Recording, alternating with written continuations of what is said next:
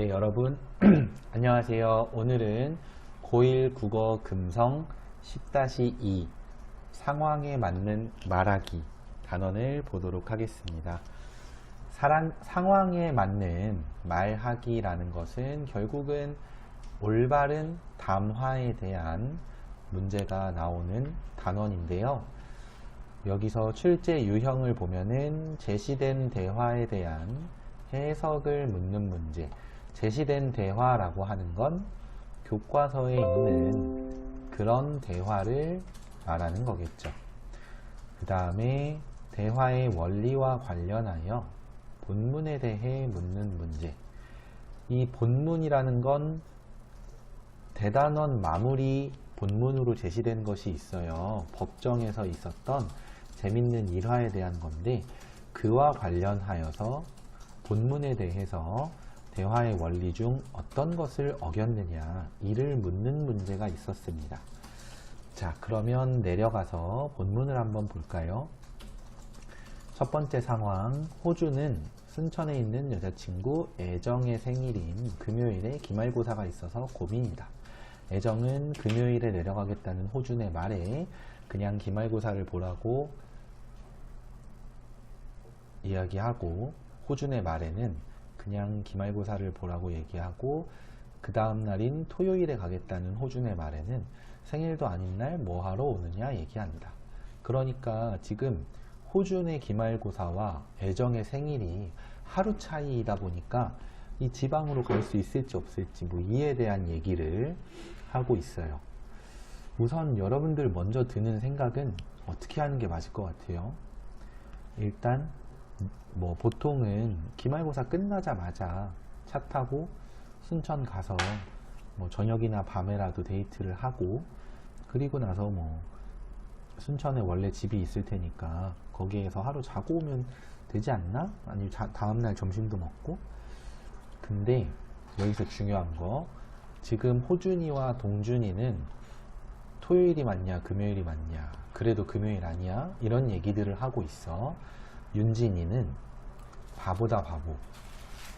나정이도 올바른 너의 행동은 애정아 너무 보고 싶은데 어떡하지? 이거라고 알려줘요. 그럼 지금 중요한 거, 여기서 호준과 동준은 공통적으로 남성이고 윤진과 나정은 공통적으로 여성이기 때문에 이렇게 쓰겠습니다만, 중요한 건 사실 이건 이제 요즘 추세가 그래요. 추세가 어떠냐면, 과거에는 남성의 언어와 여성의 언어를 구분하는 게 당연하고 문제에도 나왔었는데, 이 교과서에서도 그런 설명이 있긴 있습니다만, 그러나 이 남성의 언어와 여성의 언어가 이 성별에 따른 구분이 갈수록 약화되고 있어요. 그 이유는 여러 가지인데, 하나는 실제로도 이 남성의 언어와 여성의 언어가 그 뚜렷하게 구분되는 상황이 갈수록 없어지고 있어.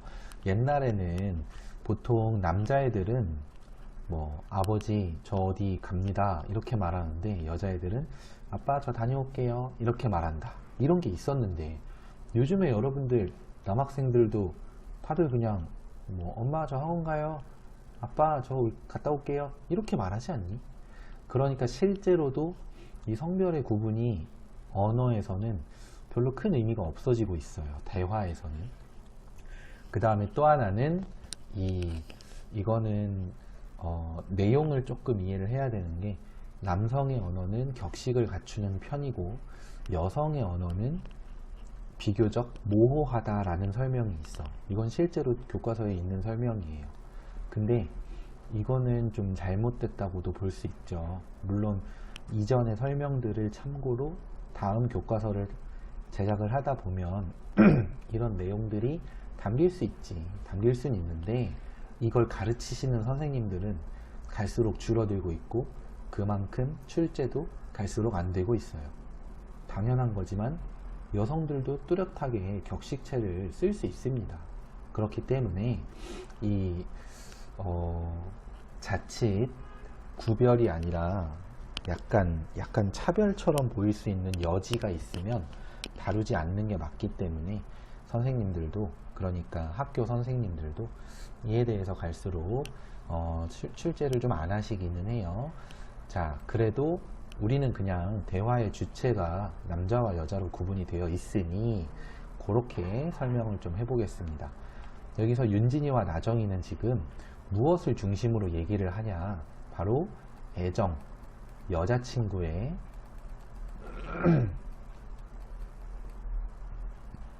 마음을 중심으로 얘기를 해요. 그런데 호준이와 동준이 같은 남자애들은 그냥 지금 주어진 이 문제를 어떻게 해결하는 게 더 정확하고 좋을까? 그러니까 실제로도 이거는 좀 선생님이 얘기를 하다 보면 느끼는 건데, 친구들하고 얘기할 때 어떨 때는 답을 듣고 싶고 어떨 때는 위로를 듣고 싶어.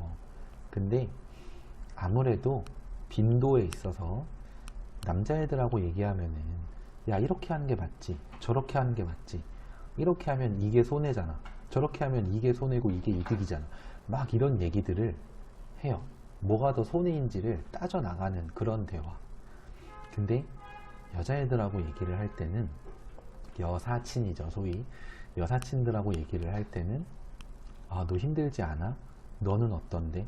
이러면서 내 마음과 정서를 이렇게 좀 많이 물어봐 주고 걱정해 주더라고. 뭐가 더 좋다라는 게 아니라 특징이 그렇게 나눠지더라 라는 겁니다. 그래서 이거는 근데 남자애들도 마음을 위로해 주는 친구들이 있고 여자애들도 문제 해결에 더 초점을 맞추는 친구들도 분명히 있기 때문에 꼭 성별로 구분할 건 아닙니다. 어쨌든 이 대화 안에서는 이렇게 나누어져 있어요. 그래서 아마 짐작하건대 호준이가 애정이랑 통화를 할 때 기말고사라 가기가 힘들다, 가기 힘든데도 네 생일이라니까 그래도 내가 가겠다, 뭐 이런 식으로 얘기하지 않았을까? 그게 애정의 입장에서는 자기 생일에 대한 축하의 마음보다 호준이가 본인이 희생하는 게 더 크다는 식으로 얘기하는 게 기분이 상하고 마음이 안 좋아서 그냥 됐어, 안 와도 돼 라고 얘기한 거 아닐까. 그리고 나정이와 윤진이는 그걸 간파해서 애정아 보고 싶은데 어떡하지? 라는 애정이의 마음을 위로해 줄 수 있고 좀 달래줄 수 있는 말을 먼저 해라 라고 조언한 게 아닐까. 이해되시죠? 네. 그래서 이 상황 1과 상황 2도 마찬가지예요. 문 닫으면 페인트 냄새, 문 열면 매연. 답은 어차피 없습니다. 뭐가 더 좋은 답이냐가 중요한 게 아니라 이런 말을 할 때 그럼 뭐 어쩌라고 라고 하면 절대 안 돼요. 그게 아니라 그래? 힘들겠구나. 괜찮아? 내가 가서 뭐 페인트 마저 마무리 할 테니까 좀 어디 딴 데 가서 쉬고 있을래? 이런 식으로 상대를 걱정하는 말을 해줄 필요가 있다 라는 건 상황 2에서도 드러나요. 자, 상황 1과 2에서 말하고자 하는 바가 무엇인지 이해되셨죠? 자, 그 다음으로 내려가 볼까요? 선준, 근데 너 괜찮아? 여기서 상대의 감정을 우선시하는 발화. 선준도 이름으로 미루어 보건대 남자겠죠. 선준과 성균, 호준, 재준이, 그리고 그쵸, 재준이 발화가 초점을 달리한 것을 통해 방법의 차이는 성별에 고정되어 있지 않다. 이게 중요하죠. 그래서 꼭 남녀로 구분해서 생각하다가는 분명히 틀릴 수 있고 일상생활에서도 뭔가 그 잘못된 생각을 할 수 있어요. 그렇기 때문에 남녀로 구분하지 마시고 그냥 이 사람과 저 사람으로 생각을 하는 편이 차라리 더 정확할 수도 있습니다. 자, 여기까지는 이제 성별과, 주로 성별과 관련이 될 수 있는 그런 발화의 차이였고요. 상황 3으로 가보면 나정이가 라면 먹다가 니 제법 끓였다이 사투리예요. 그래서 선준이는 잘 끓였다는 거지. 자, 이걸로 봐서 나정은 방언을 쓰는 입장이고 지역방언, 그리고 선준이는 표준어를 쓰는 입장이구나 라는 거 알 수 있죠. 그런데 나정이가, 그러니까 선준이가 무슨 말을 했더니 나정이가 맞나 라고 하고, 또 무슨 말 하니까 맞나, 또 무슨 말 하니까 맞나. 자, 여기서 여러분, 지방에서 혹시 이 수업을 듣는 친구도 있을 수 있고 서울에 있더라도 지방에 외갓집이나 친갓집이 있으면 알 겁니다. 선생님은 외갓집이 부산이에요.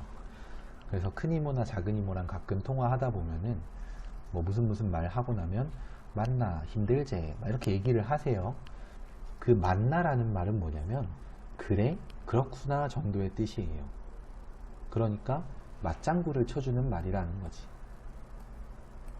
맞는지 아닌지를 따지는 게 아니야. 근데 선준이 봐봐, 맞는 것도 있고 안 맞는 것도 있지, 아무튼 다 맞지는 않아 라고 이렇게 얘기를 하는 건 맞냐 아니냐라고 물어보는 걸로 해석을 했기 때문이야. 이러한 언어의 차이는 그럼 결국 무엇으로 인해 생겨났어요? 바로 방언과 표준어라고 하는 이 언어의 차이로 인해서 이렇게 의사소통이 약간 뭐랄까 뜻대로 원활하게 되진 않은 상황. 다만 근데 여기서는 갈등으로 이어지진 않아요. 왜냐? 여러분들은 이 드라마를 보셨는지 모르겠지만 선생님은 이걸 매우 재밌게 봤어요. 사실은 응답하라 1988은 아직도 그 인터넷 말고 뭐지? 막 여러 채널 막 무슨 티브로드 말고 뭐지? 채널 A 뭐 약간 이런 것들에서 아직도 재방송 많이 하는데 JTBC 뭐 이런 데서. 근데 이 선생님은 응답하라 1994 이 드라마를 1994 이거를 더 재밌게 봤어요. 그래서 굉장히 여러 번 다시 보고 해서 이 장면도 다 알아. 그래서 선준이가 나정이를 좋아하기 때문에 이 장면에서 뭘 자꾸 맞냐고 물어보냐고 대답 똑바로 하라고 막 화를 내는 게 아니라 재밌어 하면서 웃어요. 네, 재밌어 하면서 웃는다. 자, 그 다음에 좀 내려가 볼까요? 선준이는 재밌어 하고 나정이는 또 너 내 지금 놀리는 거지, 나 놀리는 거지. 나정이 또한 마찬가지야. 표준어에서의 맞다 아니다를 이렇게 좀 잘 모르다 보니까 선준이가 재밌어 하는 걸 자신을 놀린다고 생각할 수 있지. 그겁니다. 상황 4 같은 경우는 민대생이라는 분이 얘기를 하는데, 여기서 숙부는 장수하소서 90살 넘은 숙부한테 100세까지 사세요 라고 해. 이거는 사실은 받아들이기에 따라서는 한 7, 8년 안에 그만 돌아가세요 라는 느낌이잖아. 화가 날 수 있죠. 화가 날 수 있기 때문에 내 나이가 90여 세인데 90여 세면 99세도 90여 세예요. 근데 100년까지 산다면 다만 수년밖에 살지 못한다. 무슨 그런 소리라냐. 근데 다른 조카는 원하건대 숙부께서는 100년에 더하여 또 100년을 사세요.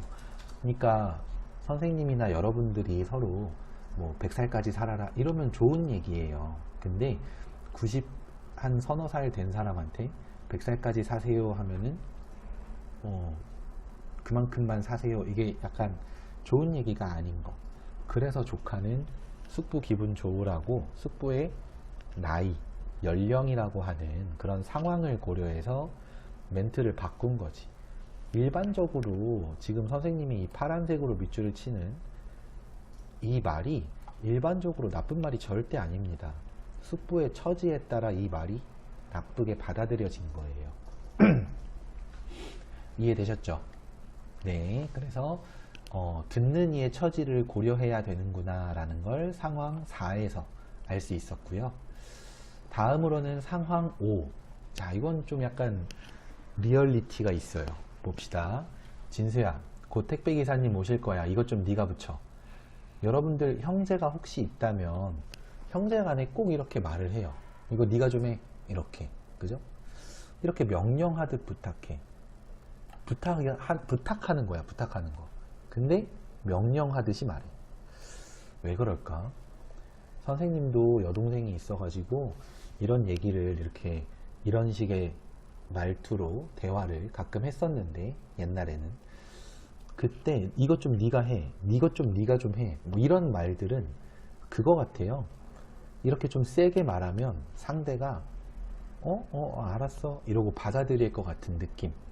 근데 진수는 그러지 않죠. 싫어, 그거 엄마가 누나 시킨 거잖아 라고 해요. 이것도 리얼리티가 있죠. 네, 그랬더니 영미는 근데 지금 누나가 급하게 나가려는 거 안 보여? 라고 하잖아요. 요거를 조금 현실적으로 바꿔보면은 어쩌라고, 나 나가야 돼, 이렇게 말을 하죠 보통은. 근데 본인이 이런 사정이 있어서 나가야 돼서 부탁을 할 수도 있어요. 부탁을 하는 게 틀리진 않아. 무슨 자기가 할 일을 남에게 미룬다 이렇게 생각할 건 아니고 서로 간에 이 정도의 부탁은 할 수도 있는 겁니다. 그런데 진수는 나도 나가야 한단 말이야 라고 하면서 거절을 해요. 근데 과연 영미가 진수한테 이렇게 명령하듯이 얘기를 하지 않았다면 조금은 달라지지 않았을까요? 진수가 정말로 나가야 해서 안돼 누나 나도 나가야 돼 라고 하더라도 하다못해 그러면 내가 친구들한테 한번 늦는다고 얘기를 좀 할게, 누나 먼저 나가, 이럴 수도 있잖아. 그런 착한 동생은요 이렇게 야 이거 좀 네가 해 라고 하는 그런 누나 밑에서는 생기지 않습니다. 여러분들도 만약에 동생이 있는데 맨날 동생은 나쁘다 라고 생각을 한다면 그 이유를 잘 생각해 보세요. 본인은 착하게 말했는지. 근데 본인이 착하게 말했는데도 동생이 나쁘다. 네, 그건 동생이 나쁜 겁니다. 인정할게요. 하지만 보통은 이렇게 형제 간의 이런 문제 상황에서는 한쪽만 잘못하지 않습니다. 자, 어쨌든 영미는 빨리 나가야 되는데 이 택배가 지금 발목을 잡아. 그래서 진수가 할아버지께 부탁드려봐 라고 얘기를 했네. 그래서 어쩌지 하다가 할아버지 신문 보세요 라고 해. 그리고 나서는 그래 내일도 몹시 춥다는구나. 무슨 일 있니? 할아버지 오늘 많이 바쁘세요? 제가 부탁 하나 드려도 될까요? 라고 해. 자, 이렇게 신문을 보고 계신지 부탁을 드려도 되는지를 바쁘신지를 물어보면서 상대방이 지금 어떤 상황인지를 확인하죠. 그러면 사실 할아버지는 이미 느끼셨겠죠. 영미가 뭔가 나한테 부탁하고 싶은 게 있구나 라는 걸 느꼈지만 그냥 막무가내로 이거 무조건 해주셔야 돼요가 아니라 이렇게 좀 부탁드려도 될까요? 라고 하면 공손하잖아. 기분이 안 나쁘잖아.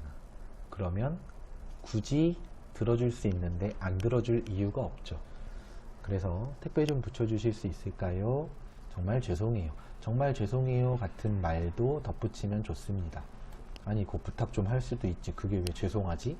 이렇게 생각하시면 안 돼요. 그 부탁을 한 것으로 인해 할아버지가 어쨌든 손가락 하나라도 움직여야 되는 상황이다. 그런 게 다 폐예요. 폐를 끼치는 겁니다.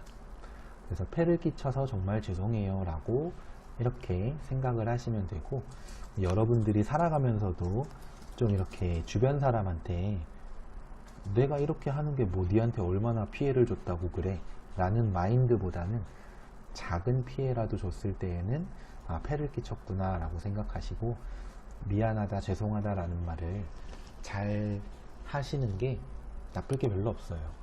물론 내 잘못이 아닌데 잘못했다고 해서 내 잘못인 것처럼 뒤집어 쓸 수도 있고 뭔가 좀 호구가 될 수도 있지. 다 맞아. 그런데 우리나라 사람들이 요즘에 특히나 전반적으로 죄송하다고 해야 될 상황에서도 뻔뻔하게 죄송하다는 말을 안 하고 잘못을 인정하지 않는 경우가 많기 때문에 그런 사람들을 속 시원하게 욕하고 싶으면 나는 본인은 죄송하다는 말을 해야 될 때 잘하는 사람이어야 되니까. 그래서 이렇게 얘기를 합니다. 자, 그래서 할아버지가 그래 뭐 어려운 것도 아니네 다녀와 라고 해서 감사합니다 하고 끝. 다음으로는 상황 6 아연과 주영의 대화를 들어보도록 합시다. 자, 아연이가 청소당번 좀 바꿔줄래? 라고 해서 수행평가 발표하는 날인데 방과 후에 모이기로 했는데 나만 늦으면 좀 미안해서. 근데 아연이의 부탁이 사실 일리가 있긴 있어요. 더구나 나 오늘 집에 빨리 가고 싶어 나 피곤해서 그래 뭐 이런 것도 아니잖아요. 그러니까 주영이가 사실은 들어줄 수도 있긴 해. 근데 사실은 오늘 하면서 본인의 어떤 사정이 있어서 들어줄 수 없음을 말하려고 하죠. 자, 이게 그러면 주영이가 나쁜 거냐? 절대 아니죠. 주영이가 아연이의 청소를 바꿔줄지 말지는 이건 말 그대로 부탁이기 때문에 거절해도 되고 수용해도 돼요. 그러니까 주영이가 자신의 사정을 말하면서 바꿔줄 수 없다고 할 수도 있는 거야. 근데 아연이가 주영이 말 끊으면서 왜 안 돼? 나 부탁할 사람 없어. 막 이렇게 얘기를 하죠. 이러면 자신의 사정을 말하려던 주영은 거절로 인한 그 미안한 마음이 사라지면서 이렇게 말하게 되죠. 나도 오늘 친구들이랑 만나기로 해서 라고 거절을 하게 되고, 아연이는 좀 늦어도 되지 않아? 라고 얘기를 해. 요거는 확실히 잘못했다고 말할 수 있어요. 왜냐면 나의 수행평가 모임에는 늦으면 안 되지만 너의 중학교 친구들 오랜만에 만나는 모임에는 늦어도 돼 라는 거는 굉장히 이기적인 거죠, 아연이가. 그래서 주영이가 네 일만 중요한 게 아니야, 내 일도 중요하다고 라고 말하는 겁니다. 이게 주영이가 지금 이렇게 말하면 나쁜 게 아니에요. 근데 여러분들 생각해보면 학교에서 생활할 때 이런 일이 있으면 아현이나 아현이의 친구 입장이면 어떻게 생각해? 걔 진짜 말 싸가지 없게 하지 않아? 이런 생각을 분명히 하실 겁니다. 근데 이거 잘 보면은 아현이가 나쁜 거예요. 굳이 꼽자면. 네, 그래서 여러분들도 비슷한 경험이 있다면 뭐 본인의 행동을 돌아보고 뭐 이제 와서 미안하다고 할 것까지는 없지만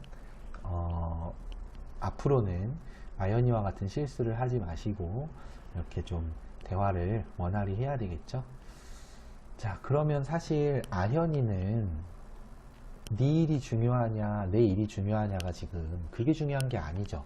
그게 아니라 주영이와 청소당번을 좀 바꾸는 자신의 목적이 있었어. 그걸 이뤘나요? 이루지 못했나요?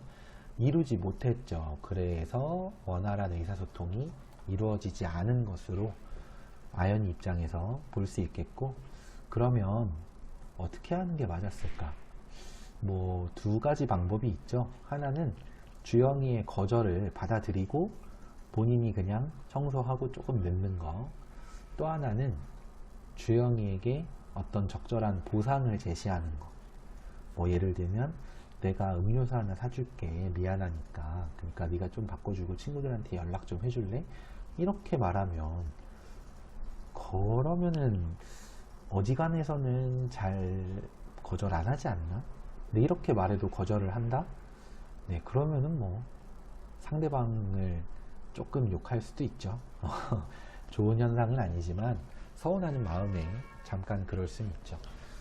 자, 그래서 상황 5와 6은요 공통적으로 지금 어떤 거냐면은 할아버지가 영미의 부탁을 들어준 이유가 뭐고 진수나 주영이가 부탁을 거절했던 이유가 뭐냐, 바로 공손함이라든지 상대의 처지를 고려하고 배려하느냐, 바로 이 부분입니다. 네, 그래서 상황 5, 6에서는 이것을 알아주시면 되겠고요. 그 다음에 이제 아까 말했던 대단원 종합활동에 나오는 이 법정에서의 일화인데 요것 좀 잘 보실 필요 있을 것 같아요. 자, 법정은 특이한 공간이다 라고 하면서 좀 아무래도 법정 하면 딱딱하고 그런 느낌이 많이 드는데 때로는 재밌는 일들도 있다 해요. 그러면서 한 아주머니의 이야기, 주소는? 이라고 물어봤는데 법정에서 주소를 물어보면 뭐라 해야 돼? 주민등록상의 주소를 대답하는 게 일반적이죠. 근데 여인이 못 알아들으니까 재판장이 배려하는 마음에 아주머니 어디 사시냐고 물었습니다 하면서 부드럽게 말해. 그랬더니 아주머니가 하는 대답은 원효로 1가 버스정류장에서 조금 더 가다가 오른쪽 약국 골목으로 쭉 들어가면 왼쪽 맨 끝집이지요. 자, 주민등록증에 이렇게 써있을 리가 없잖아. 그러니까 지금 아주머니는 상황에 맞지 않은 말을 해요. 근데 이게 고의로 막 이렇게 골탕 먹이려고 하는 그런 게 아니라 긴장도 되고 상황 파악을 조금 못해서 엉뚱한 행동을 한 거죠. 어때요? 재밌죠? 네, 이런 경우 재판부나 방청객이나 다들 웃을 수 있다는 거죠.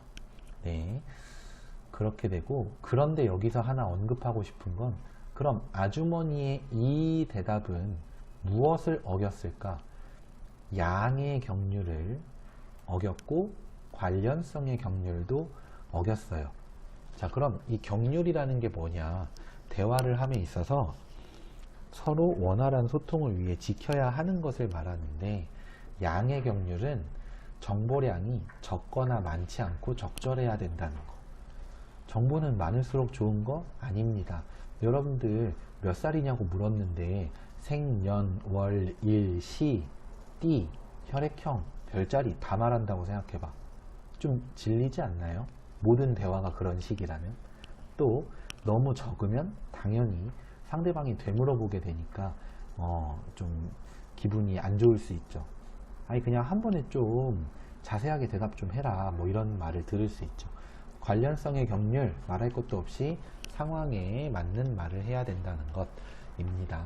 그 다음에 좀 아래로 내려가서 민사사건의 할아버지는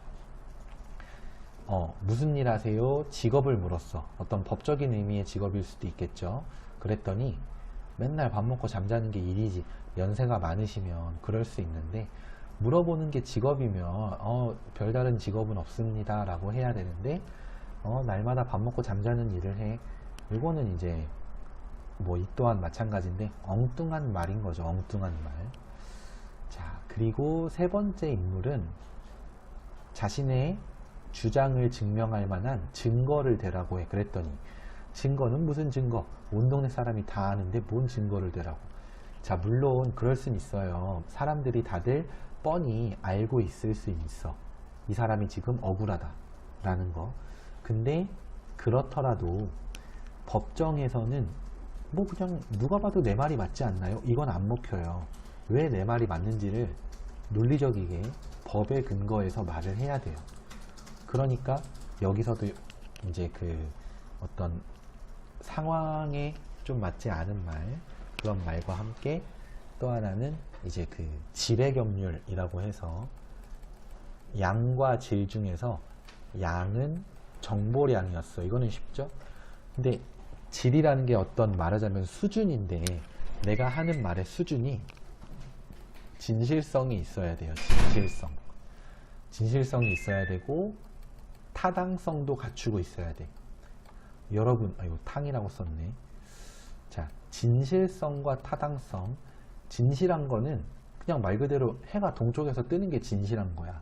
근데 타당한 건 뭐냐면 지구의 자전 방향이 이렇게 되기 때문에 해가 동쪽에서 뜨는 것처럼 보일 수밖에 없다. 이런 게 타당한 거예요. 좀 차이가 있죠. 좀 차이가 있는데 그 진실성과 타당성을 갖춰야 된다는데 여기서는 갖춰졌다고 보기 힘들죠. 타당성이 특히 부족하죠. 자, 이런 식으로 본문이 제시돼서 대화에 대해 묻는 문제가 있었고요. 그 아까 경륜이라는 말이 잠깐 나왔었는데 잠시 아래에 저기를 좀 봅시다. 그 내신 암기 부분. 내신 암기 부분을 보시면 이렇게 대화의 경륜에 대해서 얘기를 한 부분이 있어요. 양의 경륜, 관련성의 경륜, 뭐 방법의 경륜, 질의 경륜 등. 이 경륜의 종류 전체가 여기 협력의 원리라고 해서 나와 있고, 조금 더 위에 공손성의 원리도 나와 있는데, 사실 전통적으로 많이 출제가 되는 건 바로 이 공손성의 원리예요.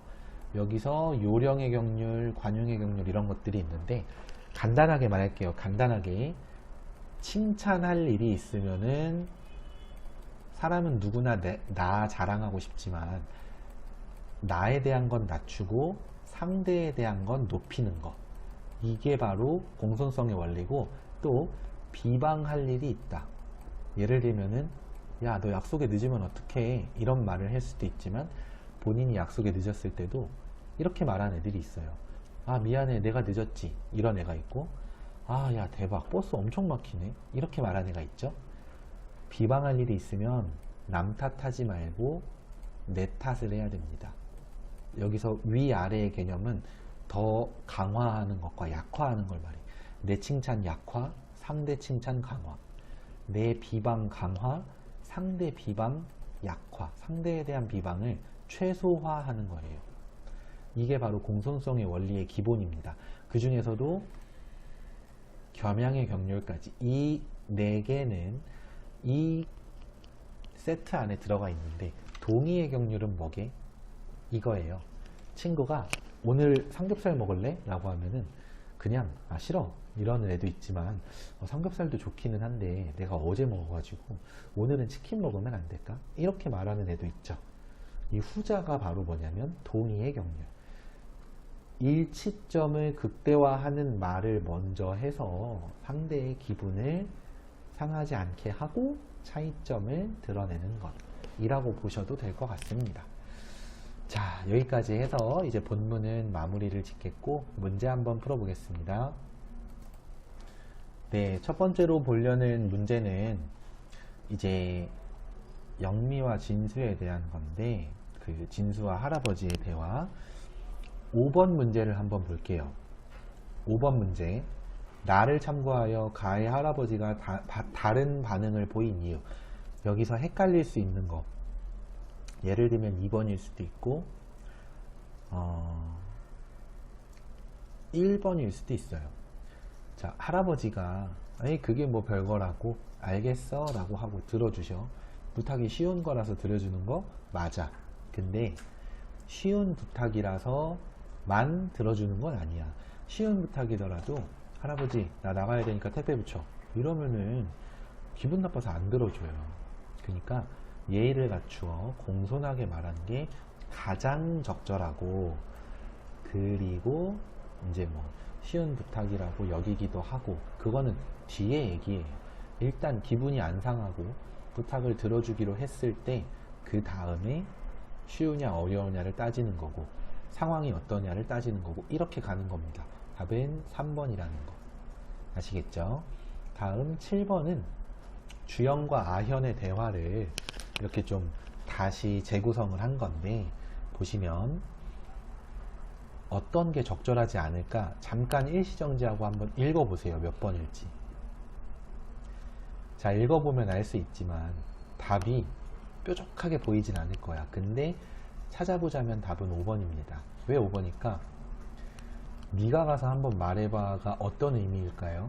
여러분들이 아연이 입장에서는 아니죠. 여러분들이 주영이의 입장이라면 그럴 수도 있어. 네 청소니까 네가 가서 말해보는 게 당연하지 않아? 근데 아연이가 앞에서 어떤 말을 했냐? 아니죠. 이건 주영이가 한 말이죠. 전학 온 지 얼마 안 돼서 아직 다른 친구들한테는 부탁하기 어렵지 라는 걸 뻔히 알면서 네가 가서 말해봐 라고 하는 거 어때요? 이거 약간 상대가 곤란한 거 알면서 곤란한 상황에 등 떠미는 겁니다. 도와주는 척 하면서. 그러니까 아현이가 난처할 수 있죠. 아, 나 걔랑 별로 안 친한데 어떡하지? 막 이런 얘기를 혼자 떠올릴 수도 있고, 그렇다고 방법을 제시해준 주영이한테 네가 좀 말해주면 안 될까? 이렇게까지 말하는 거는 또 염치가 없어 보일 수도 있어서 난처하잖아, 아현이가. 그러니까 주영이가 아, 너는 말하기 불편할 테니까 내가 가서 물어봐 줄게. 이게 제일 바람직합니다. 아시겠죠? 자, 다음으로는 8번을 볼 건데요. 이 아까 봤었던 법정에서의 일화. 답이 몇 번이냐면은 보시면 4번에 대화를 간접 인용했다, 간결하다. 사실 뭐 이야기를 길게 늘어뜨려서 설명하진 않아요. 이 할아버지, 할머니, 아저씨들이, 아저씨, 아줌마들이 왜 이 법정에 섰는지 뭐 이런 거 아무것도 안 나와. 간결해. 근데 이 부분 나야 뭐 밥 먹고 잠자는 게 일이지 뭐. 또 이 부분 원고 입증하시오부터 새삼스럽게 무슨 증거? 이런 말들은 다 큰 따옴표도 있고, 법정에 있었던 아주머니, 할아버지, 아저씨가 진짜 한 말을 그대로 가져왔죠. 간접적인 인용이 아니네. 직접 인용이잖아. 자, 우리가 인용절, 인용 표현에 대해서 문법 단원에서만 알면 되는 게 아니라 이렇게 다른 단원에서도 이런 용어가 또 답을 찾는 데 필요할 수 있다는 거, 그것을 좀 알 수 있었던 것 같아요. 네, 고생들 하셨고요. 오늘 수업은 여기까지 하겠습니다. 네, 지금까지 수업에 활용된 모든 자료는 나무 아카데미 홈페이지에서 이용하실 수 있습니다. 감사합니다.